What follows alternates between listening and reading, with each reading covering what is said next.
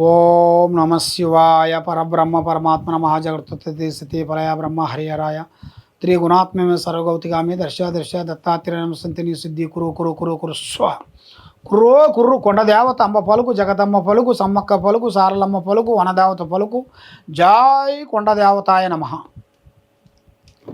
ప్రజలందరికీ నమస్కారము.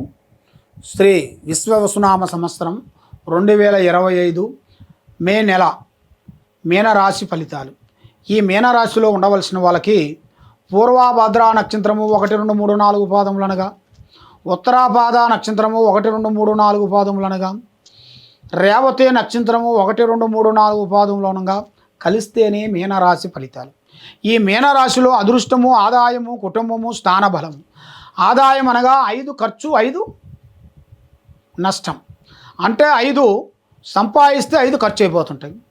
రాజపూజిత 3, అవమానాలు 1. కాబట్టి వీళ్ళకి గురువు బలం తగ్గింది. గురువు బలం తగ్గిన దానివల్ల వీళ్ళు ఏ కార్యక్రమం చేసినా, ఏ పని చేసినా కూడా ముందుకు రాలేరు.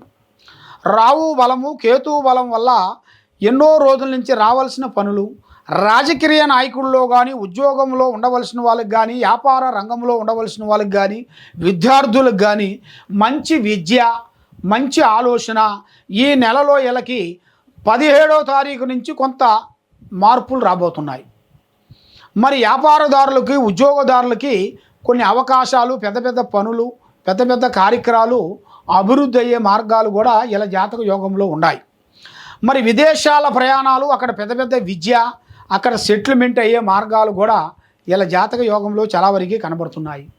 మరి వివాహాలు, పెళ్ళిళ్ళు, ఉద్యోగాలు, గృహప్రవేశాలు ఈ నెలలో వీళ్ళకి అద్భుతంగా జరగాల్సిన యోగం అనేది కనబడుతుంది.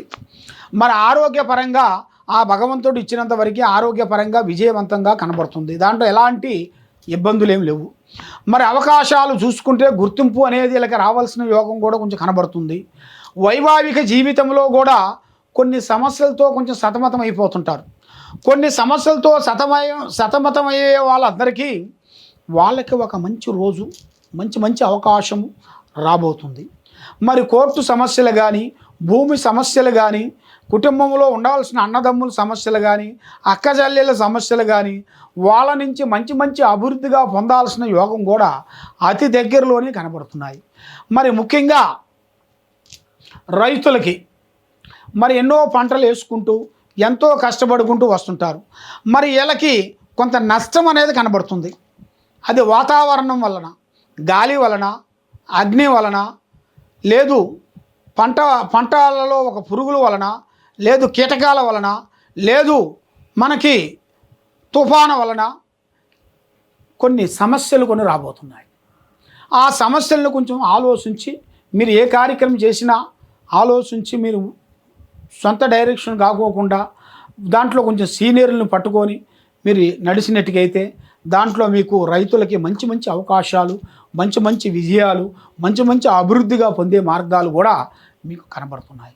మరి మీకు ఇప్పుడు జీవితంలో యోగంలో చూసుకుంటే మీకు నరఘోష ఎక్కువగా ఉంది. అంటే ప్రజల దిష్టి, ప్రజలలో బాగున్నారు, మీకేమి తక్కువ, బాగుపడుతున్నారు, డబ్బు సంపాదిస్తున్నారు, ఉద్యోగం చేస్తున్నారు, బిజినెస్ చేస్తున్నారు, వ్యవసాయం చేస్తున్నారని నరదిష్టి పడిపోతుంది. ఆ నరదిష్టి కన్నా నల్లరాయన బదులవుతుందంటారు. ఆ నరదిష్టి మీకు వెళ్ళిపోవాలి, లక్ష్మి కలిసి ఉండాలంటే మీరు శ్రీ లక్ష్మీ దేవతని, అమ్మవారిని మీరు పూజించాలి. ఆ అమ్మవారిని పూజిస్తూ శ్రీ కాలభైరవ మంత్రాన్ని చదివి కాలభైరవ గుడికి వెళ్ళి అక్కడ అష్టమి రోజున 9 సార్లు మీరు తిరిగి అక్కడ మీరు గుమ్మడికాయతో జ్యోతి వెలిగించాలి. గుమ్మడికాయ మధ్యలో కట్ చేసి దాంట్లో లోన ఉండాల్సింది మొత్తం దాన్ని తీసేసి దాంట్లో 3 రకాల నూనె పోసేసి ఆ నూనెలో కొంచెం దీపారాజని వెలిగించి కింద ఒక ప్లేట్ వేసేసి ఆ ప్లేట్లో ఉప్పు పోసి ఆ ఉప్పు మీద ఇది పెట్టి దీపారాజన అష్టమి రోజున చేయాలి. అది కాలభైరవుడికి చేయాలి. ఆ కాలభైరవుడికి చేసిన దాని వలన మీ మీద ఉండాల్సిన అష్టకష్ట దరిద్ర దోష నివారణ పోతుంది.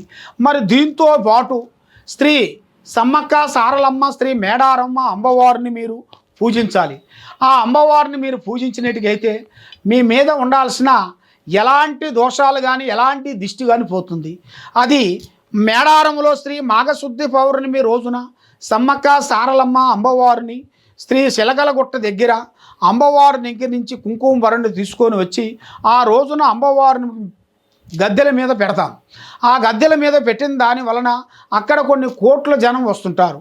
2 సంవత్సరాలకి ఒకసారి ఆ అమ్మవారి జాతర జరుగుతుంది. కాబట్టి మీరు తప్పకుండా అక్కడికి వెళ్ళి దర్శనం చేసుకోవడం కానీ, లేదు ఆ అమ్మవారి పేరు చెప్పి 2 కొబ్బరికాయలు, 2 బెల్లం గడ్డలు అంటే మనకి బెల్లం అంటారు అక్కడ. మనం అక్కడ బంగారం అంటాం అక్కడ మేడారంలో. మీరు ఇక్కడ బెల్లం గడ్డలు అంటారు. ఆ బెల్లం గడ్డలు మీ ఇంట్లో పెట్టుకొని ఆ అమ్మవారికి 2 కొబ్బరికాయలు కొట్టుకొని మనస్ఫూర్తిగా అమ్మవారు సమ్మక్క సారక్కని మీరు తెలవండి.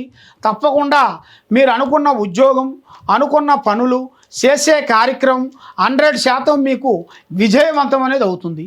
మరి మీరు ఏ కార్యక్రమం చేయాలనుకున్నా, ఎక్కడికి పోవాలనుకున్నా, ఏ పనికి పోదాం అనుకున్నా, మీ ఇంట్లో ఏముంది, మీ ఒంట్లో ఏముంది, మీరు ఏం చేస్తున్నారు, మరి ఎన్నో రోజుల నుంచి మీకు కొన్ని పనులు కాకోకుండా బ్రేక్ అయిపోతున్నాయి, మరి నమ్ముకున్న వాళ్ళు మోసం చేస్తున్నారు, పండుకుంటే నిద్ర పడతలేదు, కొన్ని పిచ్చి పిచ్చి కలలు వస్తుంటాయి, కొంచెం సౌండ్గా ఏదో ధనధనం అన్నట్టుగా ఇంట్లో ధనలక్ష్మి ఉన్నట్టుగా కొంత సందేహాలు, ఇలాంటి కొన్ని సమస్యలతో మీరు సతమతం అవుతున్నారా?